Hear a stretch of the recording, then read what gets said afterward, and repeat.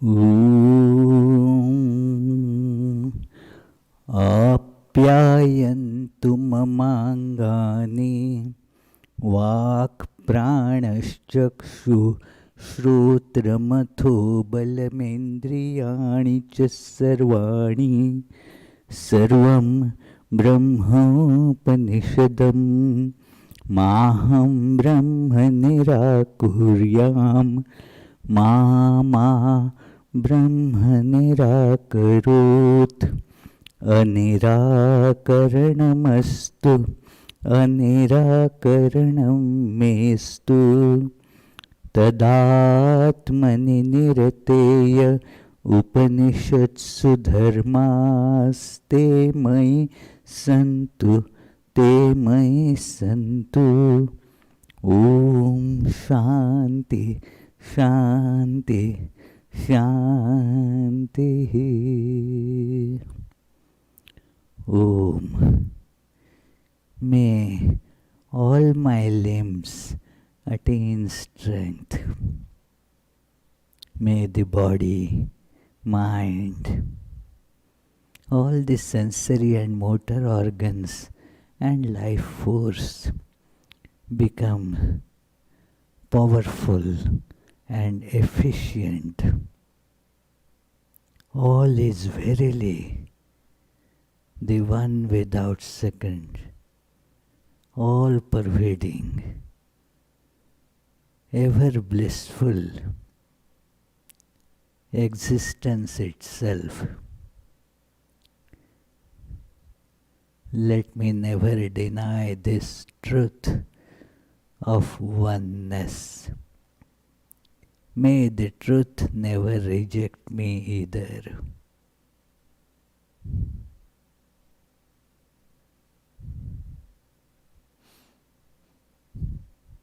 May all the virtues necessary to experience this truth as described by the scriptures be with me. Om. Peace, peace, peace.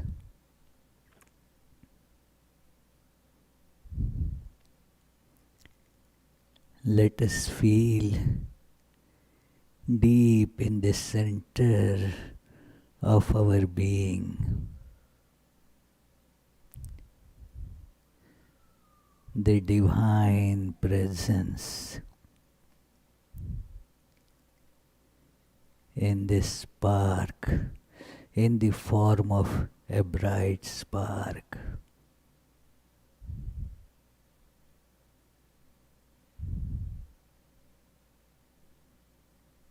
Let us concentrate on it.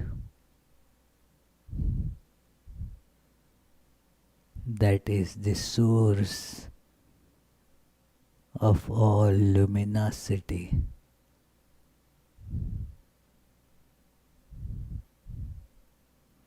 All that shines with this bright light from the center of my consciousness.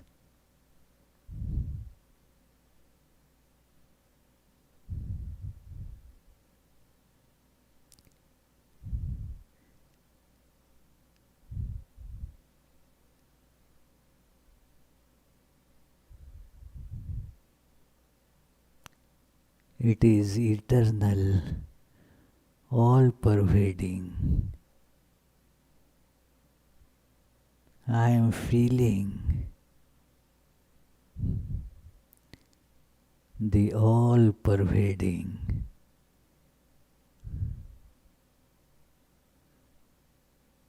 luminous,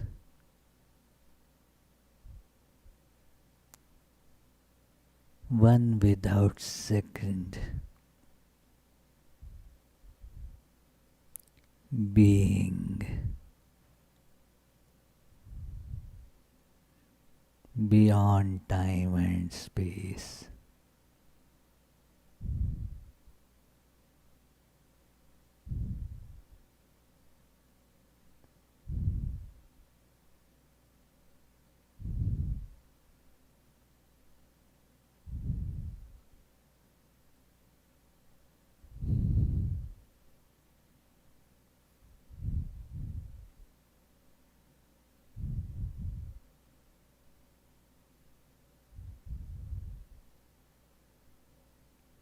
Om.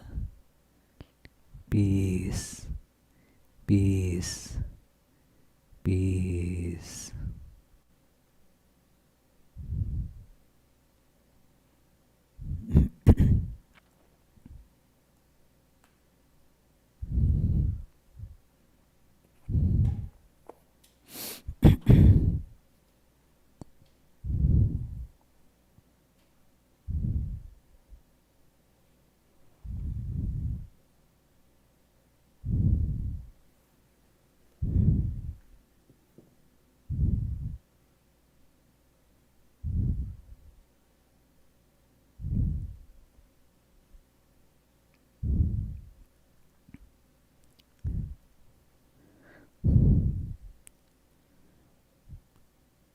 So, dear friends, let us begin today's discussion on this devotionally charged scripture, which brings us the light, both the inner and outer, and makes our life full of eternal bliss. Let us begin the discussion with the opening chant, usual opening chant.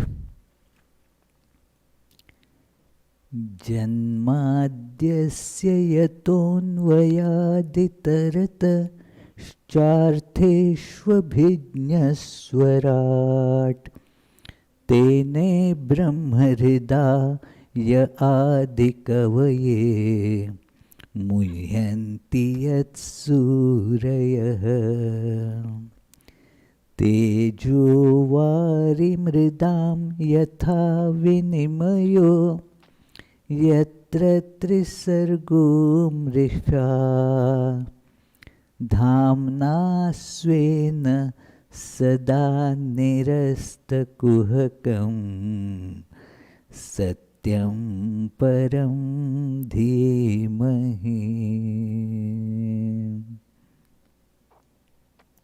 That from whom creation, sustenance and dissolution of the universe take place, who is both the instrumental and material cause of it, who is omniscient, is the only one having self-mastery, being the one independent entity, who illumined the mind of Brahma with the Vedic revelation, whose wisdom is the wonder of even the greatest sages, in whom the world of the three gunas subsist, just as the combination of materials like fire, water and earth subsist in their causes without changing their elemental nature, in whose consciousness there is nothing false. On that truth supreme we meditate. So this is the first mantra of Srimad Bhagavatam, and in a way gives the essence of the whole focus of it, meditation on the truth supreme. And what was described there, that God who illumined the mind of Brahma, the creator. Brahma is whom the job of creation has been, as it were, contracted, that you do according to my instructions. So Brahma, as it were, is given the charge, okay, you do it. And Brahma said, well, I don't know, but you have to do everything. I will be just your instrument. And Lord said, well, that is how the things will manifest from you. And we were seeing that when Brahma got this idea, he meditated on Lord, and then saw the Lord. It is when we saw that it is not something that you can get by the analysis of the universe outside, because it always will be fraught with the idea of subject and object division, which is actually unreal, friends. It is the product of our ignorance that we see something as subject and something else as object. And just holding on to it, we keep on analyzing everything and then start thinking that, well, I now know. Well, we know only the varieties of ignorance. That is how our knowledge can be adequately described. What we know, they are the varieties of ignorance. And that we may know very meticulously. But what is it? It is the ignorance that is being described in a very threadbare way. But that is what it is.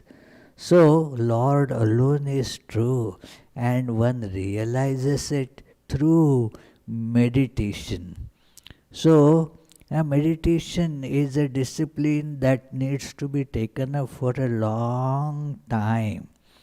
Like Patanjali's yoga aphorisms describe, that it is to be done for a satu dirgha kal nairantarya satkara sevito dridhabhumihi.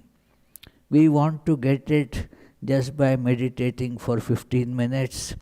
And in fact, not only we meditate for 15-20 minutes, even during that the mind is running all over. And then we feel proud about it. Hey, I did meditation. You guys, you don't do anything. I meditate. Wow. So, that is not really meditation. It is to be done with deep devotion, satkara. Nairantarya means it should be done regularly without a break, continuously, regularly without a break, and for a long time. It requires patience. Without patience, one cannot achieve anything in spiritual life, let alone spiritual life. Any tangible thing in worldly life also can be achieved only by the practice of patience. Things will come. Keep at it. Keep at it. Gradually it will come. Don't give up. Work, work. And thus, you see, Brahma goes deep into meditation after seeing that just wandering outside. Why did he see that nothing is going to be able to be found out by work outside? Because the problem was in the outside world we see that what we know today gets falsified by what is known tomorrow. It is every time if we see the history of science in the world, we find that the truths discovered by people in the past, afterwards the generations find out that they had this problem. They were not perfectly correct. It needed modification. And so if you just do this projection, that what I learned by external analysis yesterday is not true today.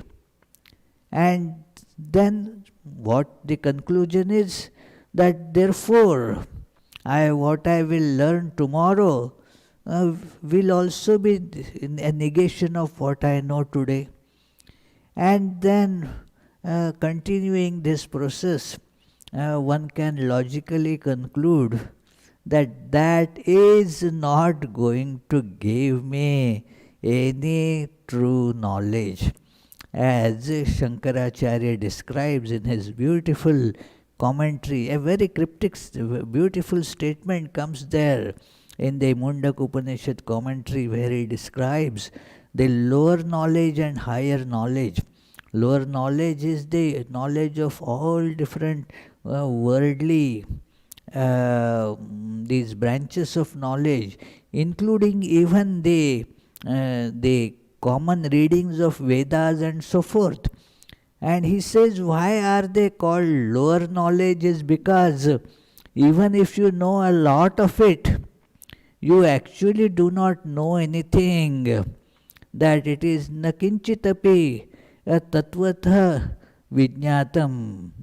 So therefore, by even if you keep on exploring it for a long time, the very nature of it is such that it cannot give you the true knowledge of anything. And therefore, the Upanishads call it lower knowledge. And what is the higher knowledge described there? By which this self, the spiritual reality, the nature of everything gets known. That by which the self is known, that is called the superior knowledge, higher knowledge. So, Brahma thus goes to the higher knowledge, goes deep and finds out the Lord within. We saw that part in our last class, and now he started praising the Lord that, well, you have commanded me that I should be creating. But I am concerned, one of the things that he mentioned, that I want the devotion to you. May my devotion not get affected by this work, because work makes that activity, ego, and what gets called as rajas, that elemental power that makes us active, that active tendency, I must do this, I must do that, I want this. And so the mind is agitated there, and therefore I will get the pride. I will be affected by pride. I will be affected by another terrible thing is attachment to that which is not real. I want attachment to God and God alone, because that is what is real. And by work, it is very nature of work that when we do something, it may be a very so-called, very pious act, yet the mind gets attached to it. That, oh, I did it. This is my work, I did. And this happens to even Brahma is thinking that may affect me also. There are therefore stories that how a person gets caught through attachment to these created things, the worldly things. So therefore Brahma was thinking that what will happen if I go to do this work. If you do a little bit, still the mind gets attached. This is what I did. This is what I did. So, even if you have done, say, planted a tree, then, oh, this is the tree that I planted. It is, I remembered that long ago, at one center I was there, and I had planted a few small saplings. And then when I went there a couple of years back, and then I saw, wow, they have become big and they are bearing nice fruits. Immediately the sense of mine comes. Oh, this is what I had planted. You get tied to it. Now, even with a small little work which is so insignificant, yet you get the sense of I and mine, that attachment, this is mine, my creation. Imagine that concern of Brahma, that, well, this whole universe, if I create, I will get attached and caught in it. I don't want that. And so what is to be done? So Lord is telling Brahma that, look, I am interpenetrated in the each and every atom. The whole universe can be seen in me. I am not knowable for any being, as I am pure spirit, the soul of the souls of all. Then he tells, look, I am the soul of the souls of all, thus dearest of the dear of all. Think of that. I am the dearest of the dear of all. So we should go to what is dear to us, what we really like. This is a common thing, that why did you do it? Well, I liked it. I like it. So what you really like, you see. Because what otherwise you like today, you don't like tomorrow. So, but then the problem why the bondage comes is that what you like today, you make a far-reaching decision on the basis of that today. And then you have to now abide by that decision. The results of that decision will be something binding on you. You like to eat something you ordered, and then, well, now you have to pay the bill. Many get into a terrible cycle of debts because of that they went to get something. They thought, wow, that's a very nice deal. I like it. How nice it will be. And then, well, consequences are there. Those consequences bind us. So, how to escape that? Know that God alone is to be sought, who frees. Other things bind you, but getting attached to God and seeking God alone, the most lovable, the dearest thing for all, when we seek that, there is absolutely no chance of remorse, repentation. Because you really want that, you get it. It is otherwise, everything else creates bondage. We therefore chant the Arati hymn every evening here about Sri Ramakrishna, written by Swami Vivekananda. Vivekananda speaks of Sri Ramakrishna right in the first word of it. Breaker of the worldly bondage. He is the breaker of the worldly bondage. So, that is how we should look upon that and seek that, and not something that we will get bound by. So, Brahma is thinking of that, and Lord is consoling him. Look, I am in everything. As you see there, how Lord is in everything. The common example that I invoke here very often, look at the animal crackers. It is everything is has just a different shape, that's all, and according to that shape you give a name to it, but the substance in all of them is same. Just as this same dough is interpenetrating every single animal cracker, whether it is a giraffe or whether it is a rabbit, whether an elephant, it doesn't matter. They all sit in the box, same box, with just their bodies all together, packed together. So, that is, they are just one substance.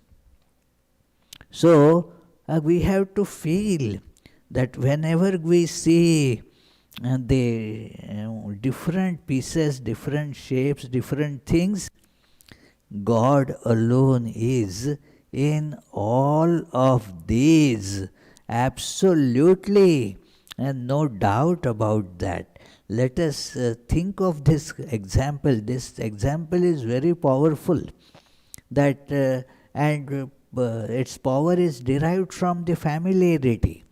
That we are familiar with such things.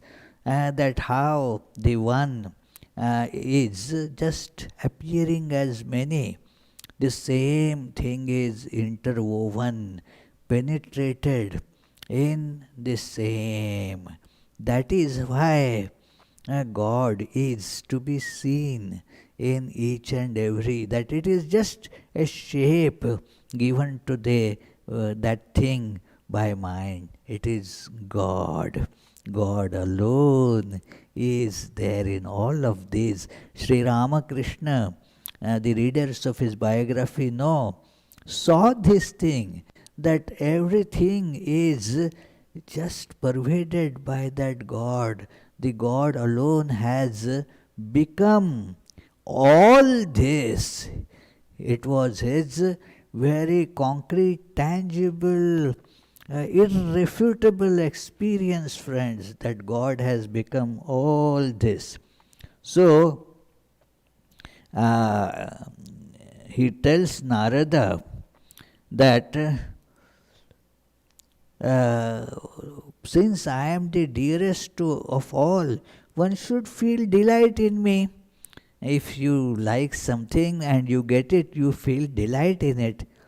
And since I am the dearest, one should feel delight in me rather than contact with these bodies.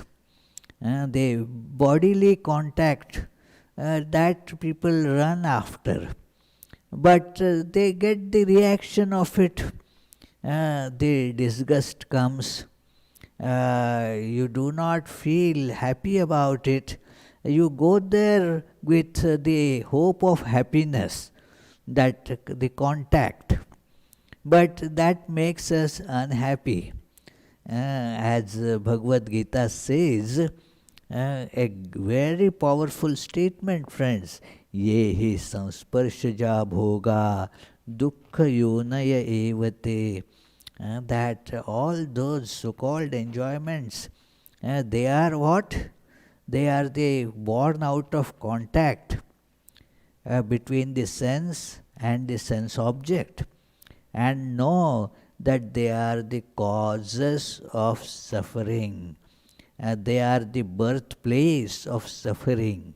Dukkha yonaya evate. So, the wise people won't indulge in them. And then Lord says, actually I am the dear of all. People should therefore love me, hold on to me. You are, and he praises Brahma, you are the embodiment of Veda, that is knowledge, are born of me. Without external aid, proceed to create as in previous cycles. All is latent in me, you just have to bring it out. Know that. And knowing this, will free you from all attachments. Lord says,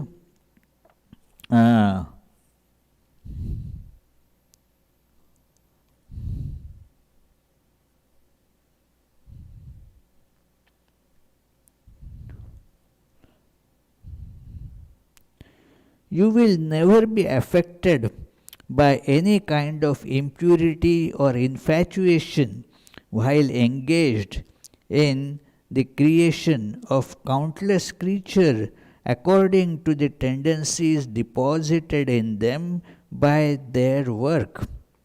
The guna of rajas, which is the cause of all sin, and no doubt dominate creative activity, but as your mind will be dedicated to me, even when you are engaged in creation, you, the first of all sages, will not be affected by it.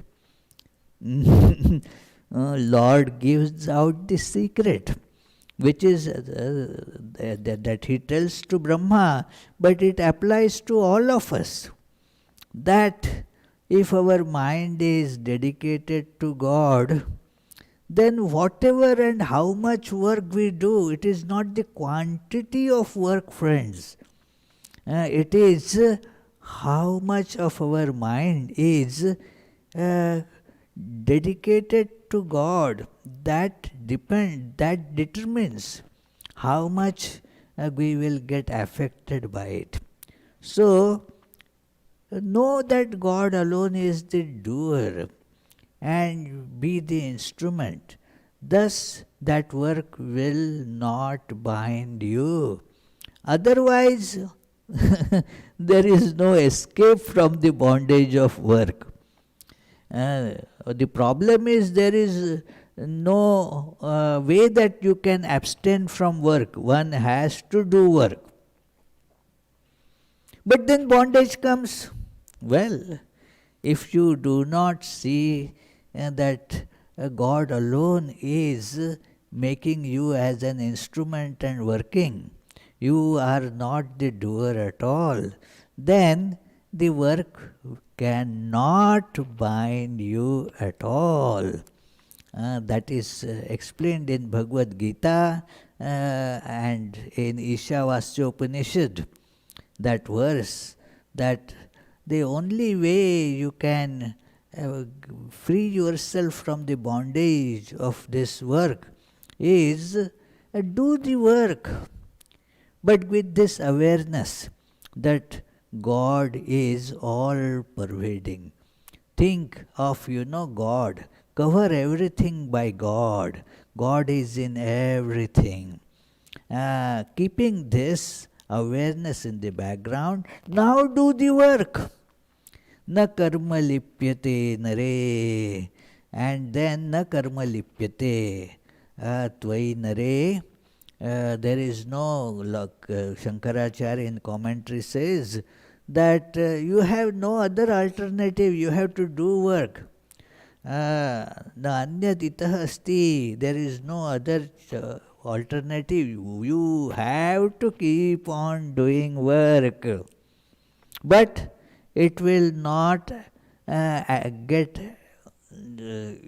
that it will not be making you attached to it, will not bind you. If you have this awareness, the underlying awareness should be that. And then one escapes the bondage of work.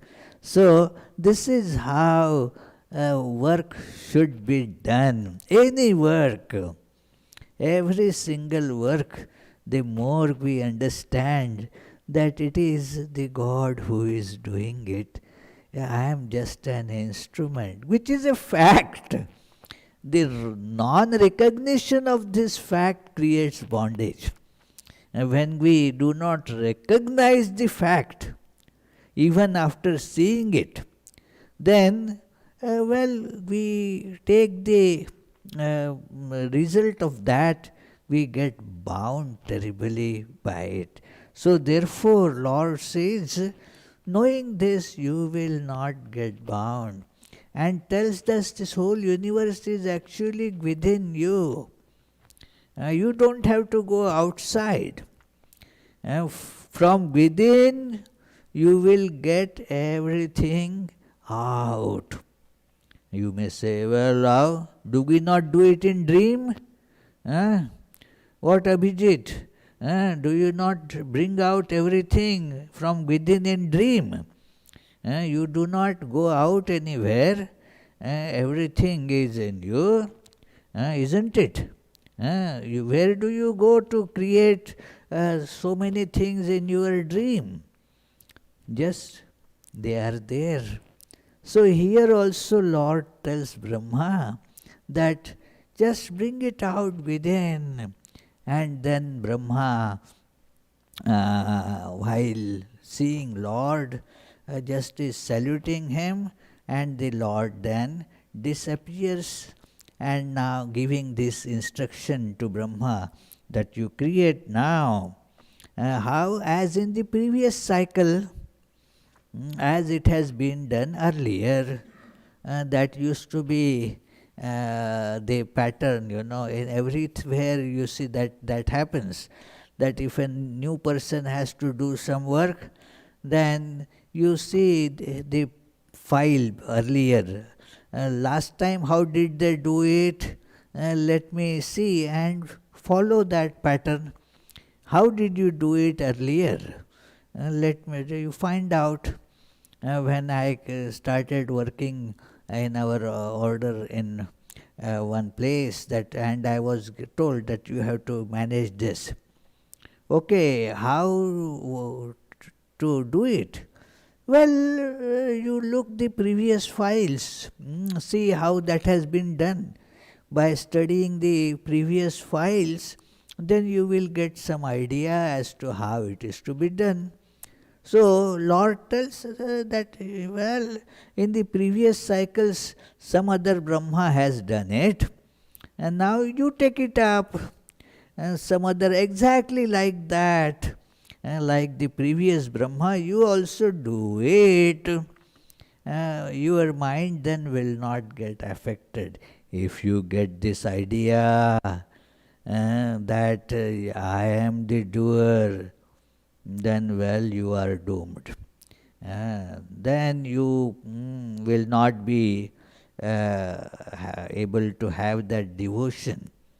They tell about an incident in Bhagavatam. It comes later. Some say that it is actually inserted later on, etc. Maybe I am no authority on that. But the incident comes in the life of Krishna, that Lord Krishna, Lord himself in human form. Now there are all these little children, friends of Krishna, and they would take all the cattle for grazing, and plague with the cattle with each other, eat their this tiffin boxes. From there they will eat all the lunch, and then in the evening they would return with the cows. So that was being done, and it is said that Brahma was watching. Wow, this is all the Lord in human form. Now let me make a trick and see. This in human form, he is just a child. He cannot do anything. It is, after all, he is now not having the full power of his godhood. He is a form of child. So Brahma snatches away all the cattle and all the children, the friends of Krishna, all are snatched and taken away. Let us see now what happens, what is going to be done by Krishna. Krishna sees that this is Brahma is now that creating some unnecessary problem, but it doesn't matter. Without Brahma, doesn't we will do it. So he creates the duplicates of all of the cows and these children. And then all the little calves, the children and the little cows, they all come. And then the mothers of the calves, they did not find that their calves are different. The parents of the children did not find that their children are different. In fact, there was more love arising in their minds, because this was the creation directly of God, not through the instrumentality of Brahma. And this went on. Nobody recognized that these are not those original ones. And then for 1 year it went on. Brahma felt so ashamed. Oh, Lord can do very well without me too. We get the pride that, well, because I am there, everything is happening. And there is this story that they tell of a farmer. And then that farmer was the only one in that village who was not going to church. The farmer had come there just 2 years ago, buying a piece of land and cultivating it. And so the minister decided that, well, this man also should be brought in the fold of the church. So one day he goes there as the farming was going on. And he says to the farmer, "Wow, your tomatoes are such wonderful, great tomatoes, so many. You are doing a good job." But he didn't say that. He said, "You and God have done a wonderful job. And your corn, wow, you and God have done such a great job with the corn. And also, look at this, your poultry. There also you and God have done such a great job. I am so impressed. You and God are doing great." The farmer, he was an atheist and he didn't like all that bringing in God. "Hey minister, you should have come here. You should have come here 3 years ago when God has the whole charge of everything.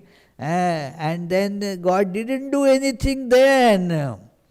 So God is not capable of doing. I am capable." So one doesn't recognize that some reality that of everything is functioning through one. So one gets puffed up by ego. So Brahma was fully aware then that it is the God who is doing everything. So he meditated on God again. For it says here that Brahma therefore went deep in meditation on God. He saw there that it is very interesting that he sees his seat, the lotus and the waters surrounding it are tremendously agitated. It is all agitated. And why? How? You know, when a machine you start, first it gets agitated. All that instrument comes to life, as it were. So there is the agitation. Like in the car, you turn the key in and then you feel the engine starts making noise. So it is everything. First there is this agitation. The flywheel, as it were, starts running, and then and other things follow with the touch of that. First is this agitation. Even when you are doing something in the world, first the mind gets agitated. A thought, a desire springs up.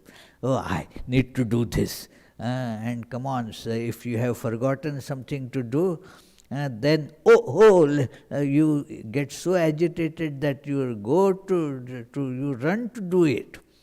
So Brahma saw that now everything around is getting agitated. He saw that the lotus has occupied the whole space. Brahma was sitting on that lotus that was originated from the navel of God. On that lotus he was seated. He saw that that lotus has occupied now the whole universe. Everything is contained now in that lotus. He could see the whole universe. And then he saw now from that lotus alone, he confidently felt that all material is there. I can create universe from that alone. It is enough for me. That everything is there, no problem, I will take care of it. Like some days ago, somebody was going to cook here, one lady, and then she told what ingredients are going to be necessary, so all were put there, pot, okay, and then she came, okay, Swami, now I am all set, everything is there, no problem at all, because everything is there, from this now I can make. So Brahma saw all the material there in the lotus, and so thought that, well, now it is no problem, I'll start. So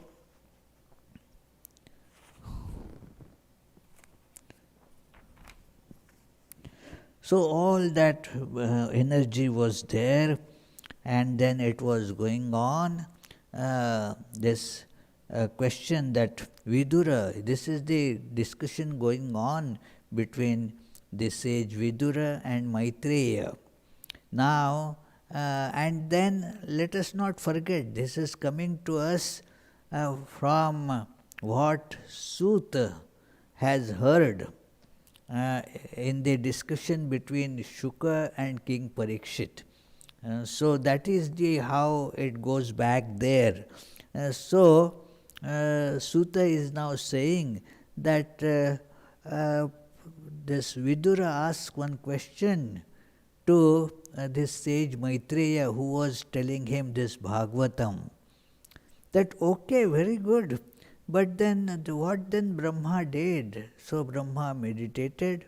Brahma then saw all the necessary implements and material there to make universe, and he started working on it. But Vidura has another question. He tells first that there are, it got divided into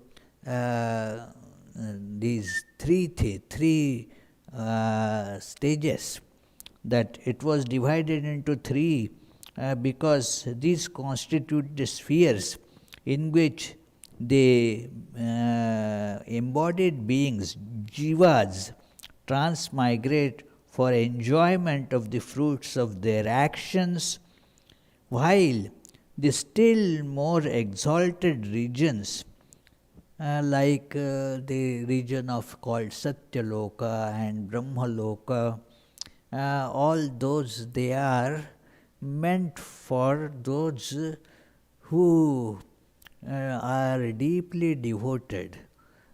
They do not care for the enjoyments of this world. So they do not go to transmigration. This is all depends on desires, that if I want to enjoy the fruits of this, my actions, for example, I want something, and then I go to the shop for getting that. Now, if my desires are those according to those desires I will get to those shop or whatever. That is called the loka. It is where you get the material of your enjoyment.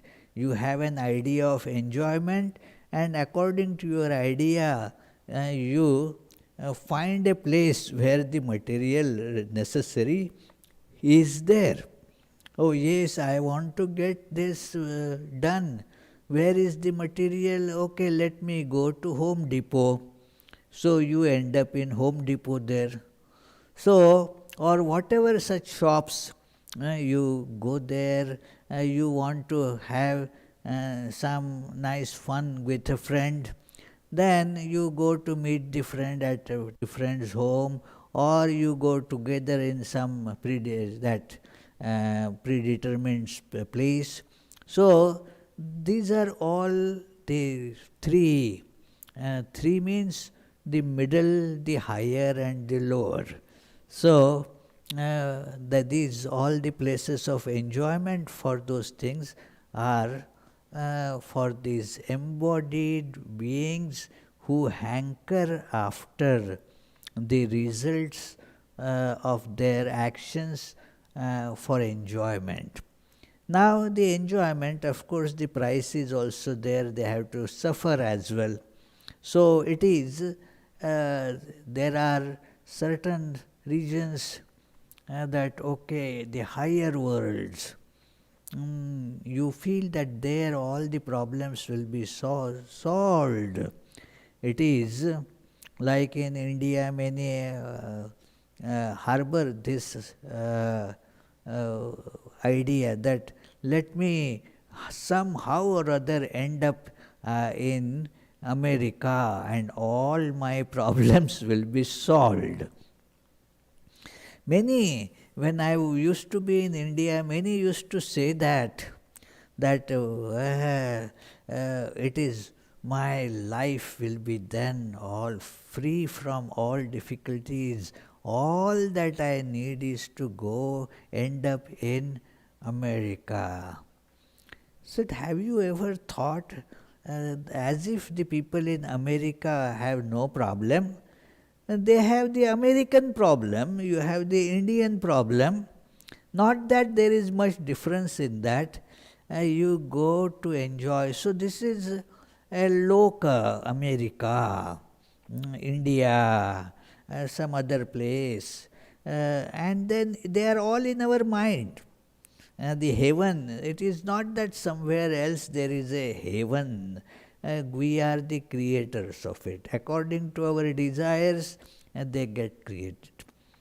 Then, after a while, he was saying that Vidura says, there is another idea that I will not deal with, at least not today, and maybe it's a different topic altogether.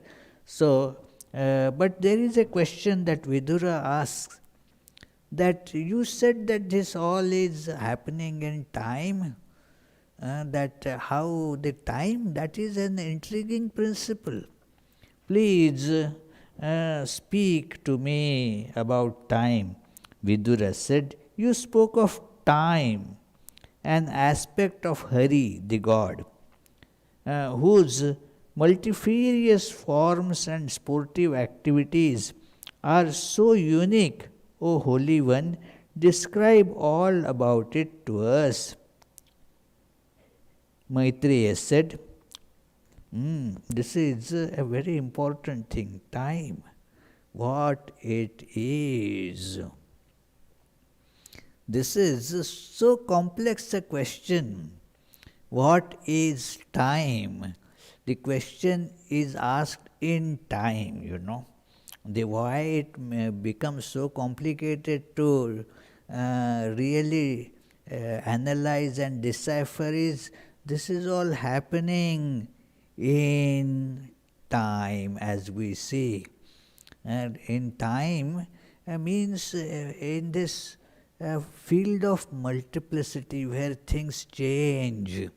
and that gives the rise to the idea time.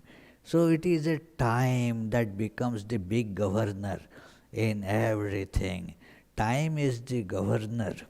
It is the principle of multiplicity is inseparably associated with the idea of time. If you stop time, many times we think that let us stop the time. Stopping the time means stopping the multiplicity, stopping any change. This change is time. No change, no time. Let me see what happens when I stop time.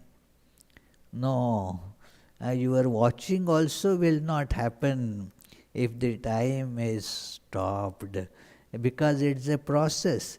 Every process is accompanied with that deep idea of time.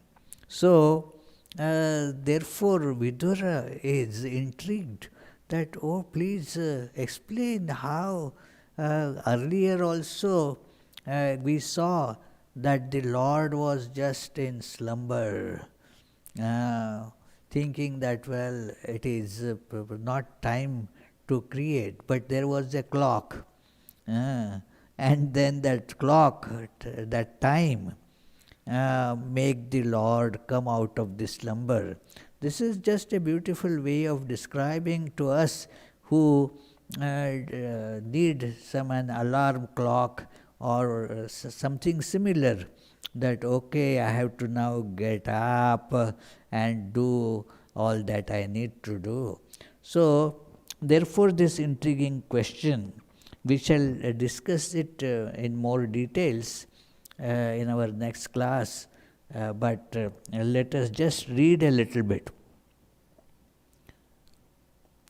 Time in itself is without any modification and insubstantial, without beginning and end.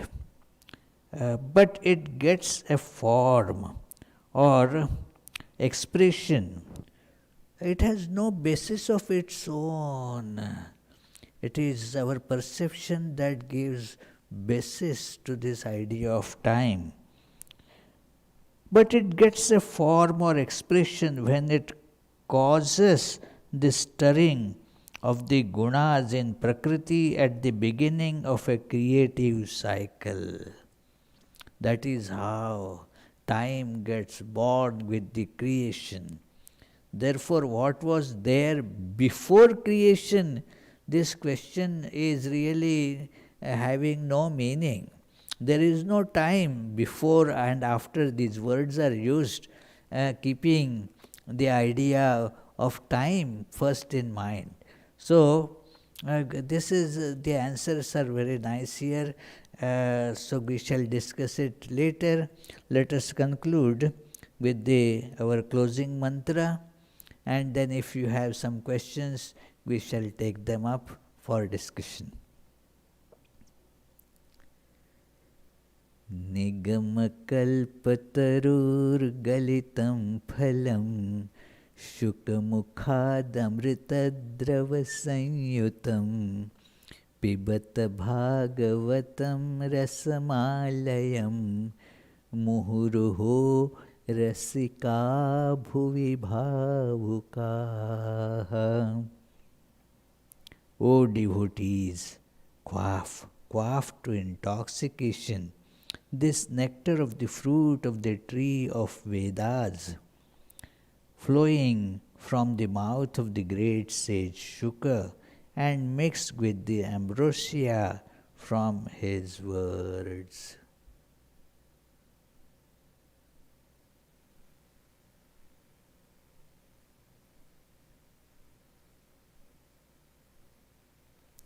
Any question?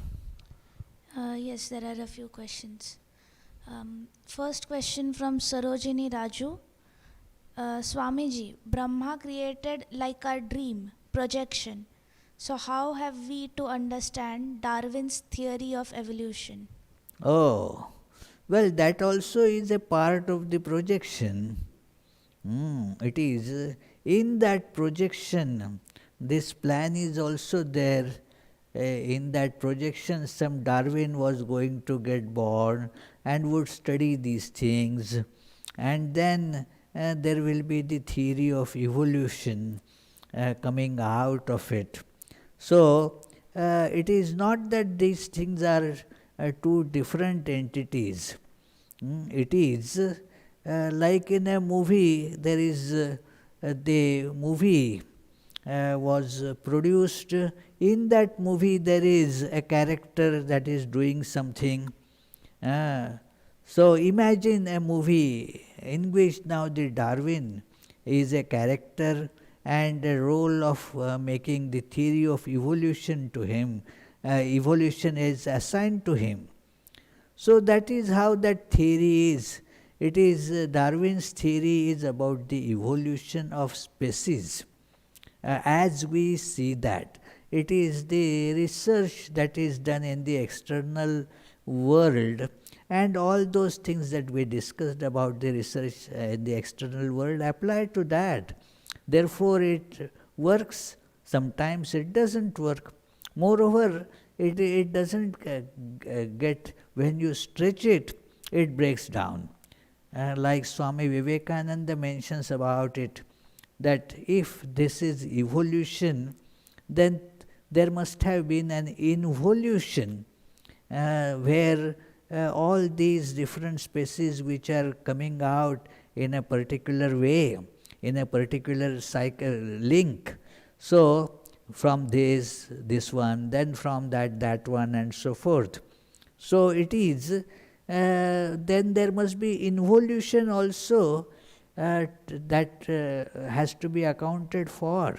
That there must be like an evolution can be looked upon as opening up of a coiled rope.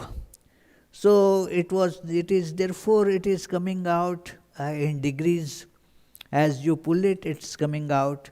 So it gets rewound also. So therefore that is not mentioned by Darwin. There are many things that are not part of the Darwin's investigation, and therefore it is a theory. It works. One must admit that it works in the field, in the domain where it is applicable. It works wonderfully well.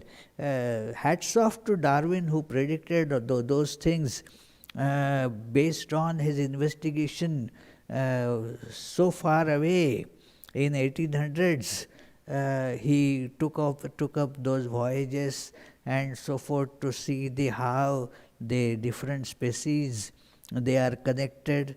You see, and the principle that he brought out, that the survival of the fittest and natural selection, they are now also even they are applicable to all the bacteria. I can't say about virus, maybe it is, but they are applicable even at the this level of beings, at the molecular level too. Who knows? So applicable to minutest things, and even to the big creatures like whales. So the evolution principle is there, the idea of natural selection is there, and he did a great job, no doubt. But in that limited field, it applies just to that, and this is therefore the part of the creation of Brahma. It is included in that story. That's it. Question from Himabindu. Pujya Swamiji Pranams. For the worldly one to live a spiritual life with restless mind, what sadhanas to start? Well, this is the sadhana. The mind is automatically, naturally very restless, and therefore one has to learn to concentrate it on God. This is how, as wherever the mind goes, see that it is, after all, God. The example that we discussed here of animal crackers, the mind goes to this cracker or that cracker or that cracker, but know that there is the same God in all.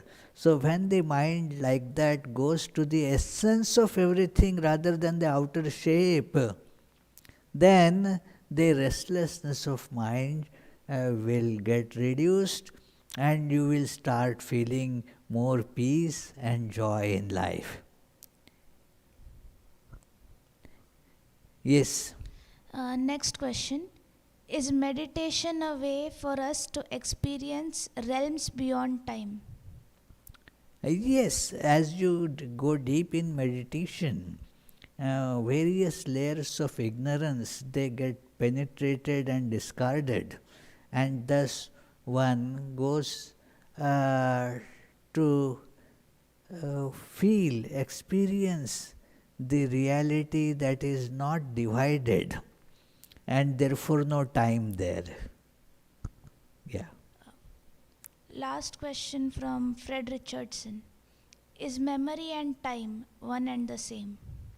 No, memory and time are not same. There is, even when there is no memory, there is time. Without time, there is no memory. That is true. But time is there even without memory. So, memory is a part of this time. When time is, without time there is no memory. That part is clear. But without memory, there still is the time. Yeah. One more question from Krishan Jayam. Namaste Swamiji. Is Vedantic meditation the best type of meditation one can do? Example, repeating I am God or I am the self with faith. Well, there are, the meditation, there it is. There is no best meditation or worst meditation like that. The meditation is the way, wherever we are, at whatever psychological level, we should turn our mind tied to God. I mean, make because even when you say, I am God, I am Brahman, there is this I and Brahman, they remain as it were. So one has to come to that level where this I is merged, gone, God alone remains, the one reality alone remains. Now, there is, according to the one who is going to meditate, the good meditation for that person gets determined. Not the same meditation process will not be right for everyone, just as the same medicine is not right for everyone.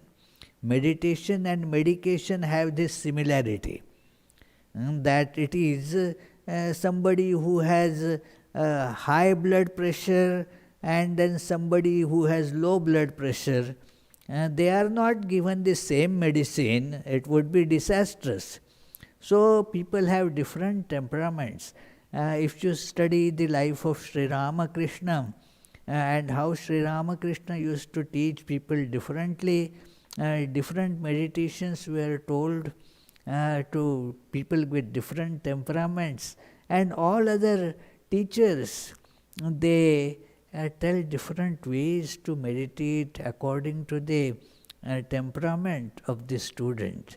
The one who wants to meditate has a psychological temperament. According to that, the meditation needs to be practiced, and not that this meditation is best. Every meditation, and in Vedanta there are all these are Vedantic meditations. There is not that the only one type is Vedantic meditation. All these are included in what is called Vedantic meditation. It is not just repetition of I am Brahman or I am He, I am God. It is Vedantic meditation, and also I am servant of Lord Krishna. Lord Krishna is working through me. That is a meditation. Wonderful. I am this being blessed by Jesus. Jesus is blessing me. That also is a Vedantic meditation. Vedantic meditation, Vedanta is an idea or the discipline that reaches very far. There are some, it ultimately culminates into what you are saying. The awareness of I am He means the attributes of I are taken out, and the attributes of He also are taken out. The limiting attributes, when they are taken out, then you see that I am He. Like water in a pot and water in a lake. Now, this water is same as that water. This and that are same. How do you know? The attribute of a pot and the attribute of the lake, they are removed, and you see the water is the same thing. That is how one realizes the truth. But the meditation has to be practiced according to one's stage of development. Yeah. One more question. Swamiji, would you consider holding a YouTube live meditation? We do this a little bit meditation at the beginning of every class, Tuesday and Friday. Yeah. So that it is on. I have not tried it. I don't think it is. There are difficulties with that. So at this moment I am not ready to do that. Anybody here has any question? We shall conclude with the closing chant.